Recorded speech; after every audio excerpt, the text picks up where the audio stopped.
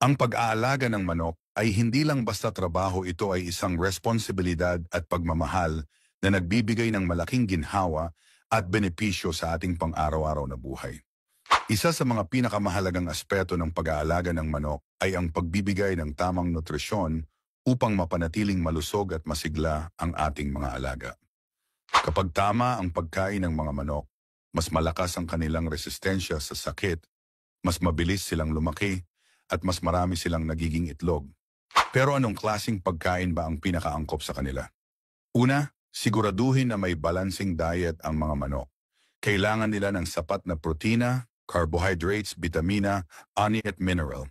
Ang mga layer o inahin na nangingitlog ay nangangailangan ng mataas na calcium, kaya maganda kung magdadagdag ka ng durog na eggshells o oyster shells sa kanilang pagkain. Para sa mga broiler o panabong na inaalagaan para sa karne, mahalaga ang mataas na protina, kaya subukan mong magbigay ng feeds na may soybean meal or fish meal. Huwag ding kalimutan ang tubig. Ang malinis at sariwang tubig ay kasing importante ng pagkain. Kapag kulang sa tubig ang mga manok, bababa ang kanilang energy levels, mahihirapan silang mangitlog at pa na magkakaroon ng stress. Siguraduhing malinis at palaging puno ang kanilang painuman. Bukod sa feeds, makakatulong din ang pagbibigay ng natural na